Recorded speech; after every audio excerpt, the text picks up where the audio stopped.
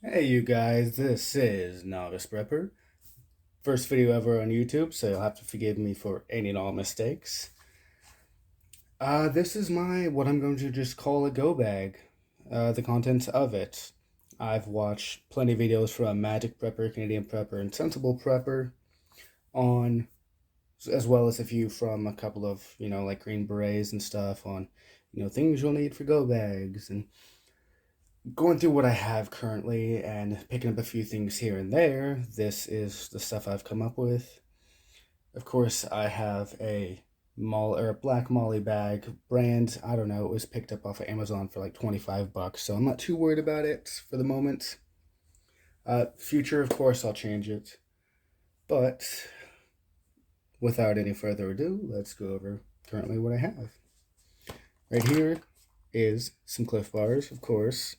It's a 6-pack. Figured something food on the go, something compact. I actually have a few of the calorie bars, the calorie dense bars on the way. So those should be here in the next couple of days, maybe a week.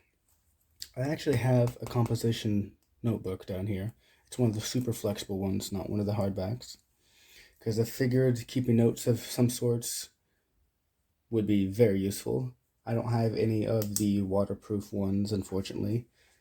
That's on the list to get, as with everything else, but as budget demands and budget allows, then things can progress further. 2 Sharpies, 2 pens. I really like these pens. I've picked them up from a few jobs, and they seem to work for me no problem. I have one of these stainless steel cups. Of course, it's in the packaging. All pretty. Used it a couple of times. It's good. No problems. One uncommon thing you might not see is some fluorescent spray paint. If you have to leave a message or go on a mission or something, because previously, when everything was going down and all the right a few months ago, we were potentially going to have to make a cross-country trip to go get some family. And this is some of the stuff that I was planning on bringing. So depending on your situation and everything like that, you might have to have something like that where you can leave messages for people, which is also another reason why I pack the Sharpies in case you need to scroll messages, but preferably with spray paint, whether it be coated or something along those lines. I have some just multi-use bungee cords for whatever's needed.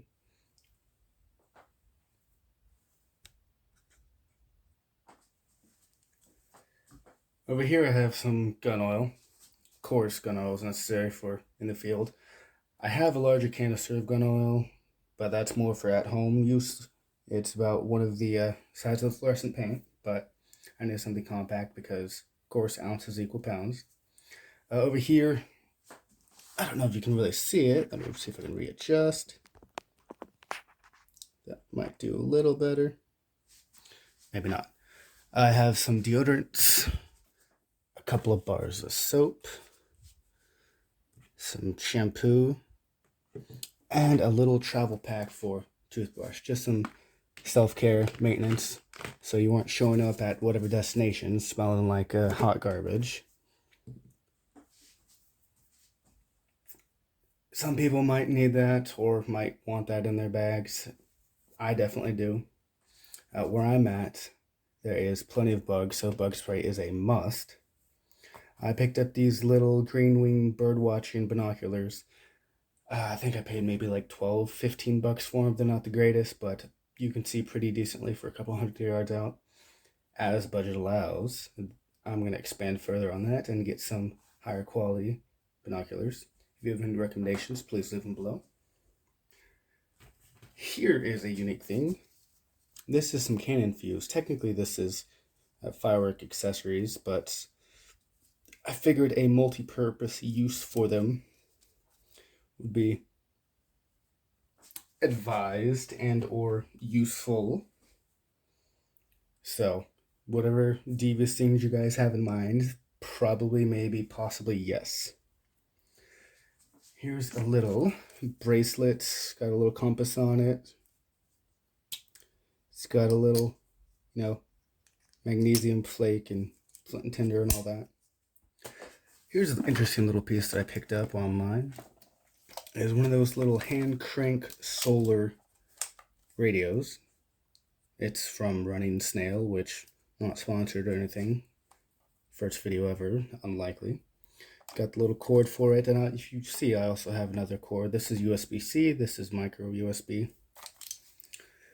So I can at least be moderately cross useful in that aspect. I've got a pair of just basic neoprene dipped gloves, or some kind of dips gloves, just something you can use and throw away. I do have a pair of like heavier leather gloves, but those are in a different location. Here's a little bandana, just a little basic something to throw over your face, throw to whatever, anything else. Here's a balaclava, just if you need to hide identity or go incognito, and as much of a sense as you can go incognito in a balaclava, just to conceal yourself. Here is a signaling mirror, which I have painter's tape over it, just so it's not getting scratched up and reducing the reflection when needed. Just something, I have the corner here, so you can just peel it right off and go as you need. So, a couple of years ago, I saw Mark Rober did a video with P&G water. So I actually picked up a couple of packets. I only have one left, which is what this one is. And from my use of them, they've worked wonderful. So, I mean, if you can find some that are at a reasonable price, I would suggest picking them up. I haven't been able to find them more than about, I think if I remember correctly, about $2 a packet. So, I mean, to do that with what you will. Here is some iodine tablets.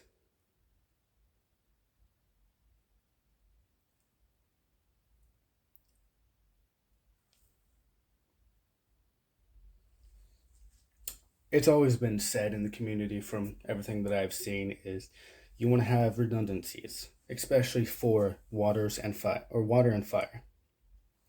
Iodine tablets, water purification, and then here I have one of the Alexa Pure water straws, or drinking systems, or whatever you want to call them. So let's move on. One of these, all these. Here is a little Gerber multi-tool. These have more of the needle nose pliers. I actually got 2 sets of these.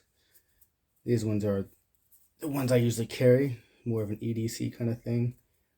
Haven't had the other ones too long, but I just wanted to throw these ones in because they were closer. This is a Gerber knife. This is the Gerber Icon. They actually discontinued making these, and the reason why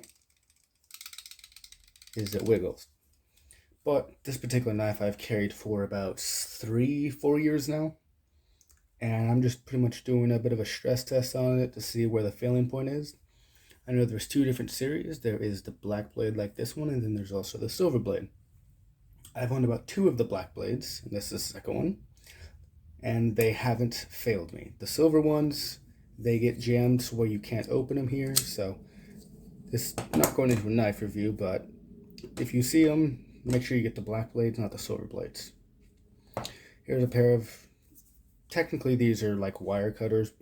I think they were advertised at Harbor Freight as bolt cutters, but I mean, that's a pretty small bolt if that's the case. So if you need to get through any kind of chain link fence or anything like that, or snip anything small, then of course these would come in handy. I'm a bit of a fan of Gerber. You know, I got 2 here and then 1 over here, because it's rugged products for reasonable prices. I picked this up at Walmart, I think, about 4 or 5 years ago as well. And fixed blade, of course, full tang, nice smooth grip. But I've never been one of a fan of this nylon material. It's got the harder kydex inside, so even with the knife out, but to each their own. Here's a little $3 skinny knife I picked up at a sporting goods store a couple months ago. think it was Academy if I remember correctly. Nothing special, just something you can use and then throw away if whatever requires it, or if it breaks, it's not really a huge loss. Charger, just, in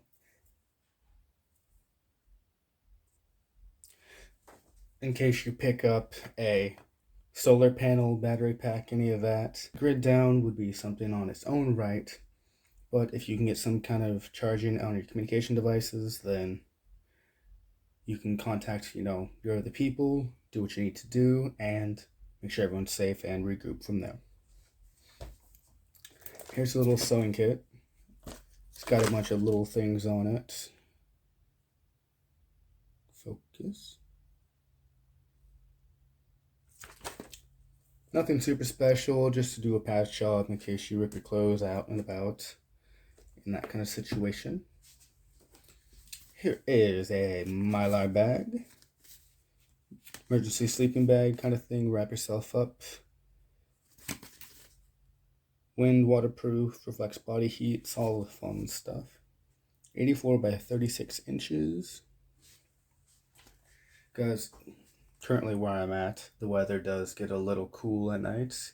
I think recently it's been about 19 degrees on average during the week, so definitely gonna need something to keep warm, especially if you're out there in the wilderness or just not in a place where you can retain heat all that well. I have a couple of ear pro in here just for general use in case firearm situations happen. If you have a few seconds of warning, then that would definitely save your hearing, because I already have a few tinnitus issues due to an accident previously. Here's just a general purpose bag, nothing special. It's maybe canvasy material, I don't know. I mean, it folds out pretty well, and for the space it takes up, it can cover a whole lot. So I figured it would be totally worth it to keep it in with the rest of the supplies, because there's quite a few things in here. Throw some canned goods or bread or whatever else in here, and then sling it over your shoulders. Better than tying it up in a bandana, going old school with that. Here's the rain poncho. It's maybe a pound or two. It's pretty hefty duty. I picked a few things up through a few different sites. I don't have any sources at the moment off the top of my head. So, I mean, if anyone wants to link them down below, then 100% feel free to. Got 127 piece fishing kit with some 12-pound line, 100 yards of it. Picked this one up at Walmart for maybe like $2-3, just for general purpose use.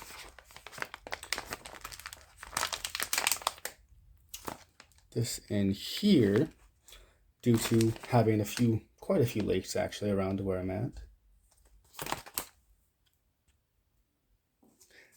I personally have never been an avid fisher, mostly because I can never catch anything, whether it be I can't find the good spots or I just don't have enough information.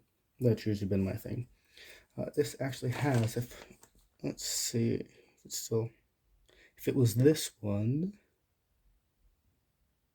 Yes, first one. It's got the yo-yo reel on it, which I've heard very good things about, so I spent the money, picked it up. To go back to the redundancy, I got the fuel tablets. I have the fire sticks. Both of these came from the same site, as well as the sleeping bag. Again, I don't remember it off the top of my head. And I have just standard little green light matches, strap-on box, some stormproof matches, and 2 lighters. Here, this is a little cheapy dollar store one. This is a Bic. Nothing special.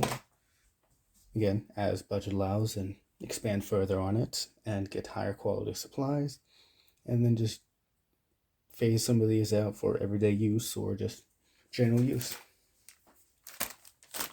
Clothing wise, I have a little 2-pack of boxers, because if you're going to be out for, we'll say, a 72-hour escape mission, adventure we'll call it, then you're going to want something like this, because you don't want any sort of issues down under. Got 3 pairs of socks because, as Lieutenant Dan said, you want to keep your feet dry.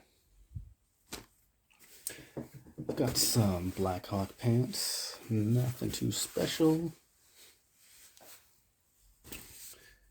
Just a standard black tee, picked up from Walmart, just for the loom, all the fun stuff. 2 undershirts, just to stay warm. A long sleeve shirt. And then a windbreaker. Nothing super special all around, just casual stuff. If I remember correctly, I think altogether it weighed 17 or 18 pounds. So it's still within a reasonable percentage of my body weight. So it's nothing too bad. But again, I haven't had a chance to throw everything back in the bag and then take it on, we'll say like a 5-mile hike. I think the most I've gone is about a 3-mile hike with, I think, maybe around a 12-pound bag with some snacks and all the other stuff and some cameras. But the one thing, the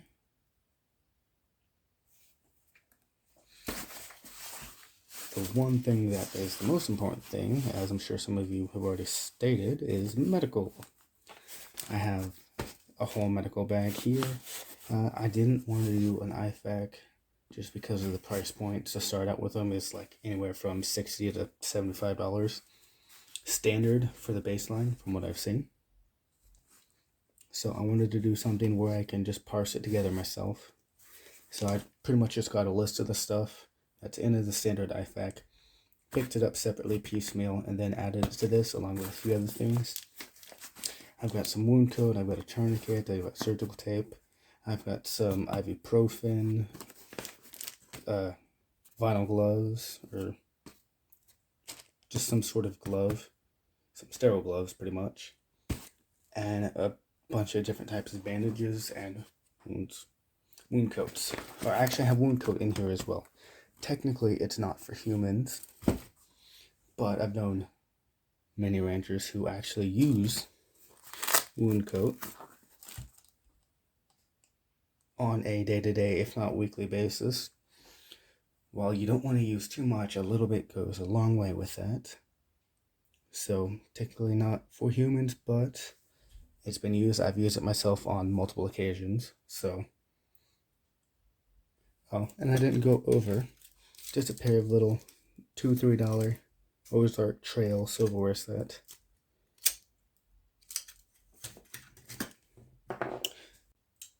Not really my strong suit, but I hope as I make future videos that I will progress and become better in many of the aspects that I know I'm failing on today.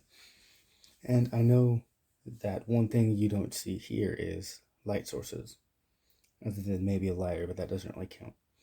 I have a couple of flashlights on order. I have a couple that I keep around the house, other than, the little crank flashlight, but that can be a little effort to keep it cranked while you're using it, unless you crank it, and it's a whole process on its own. So I have those on orders. Of course, many of these things will be changed out in the future as budget allows.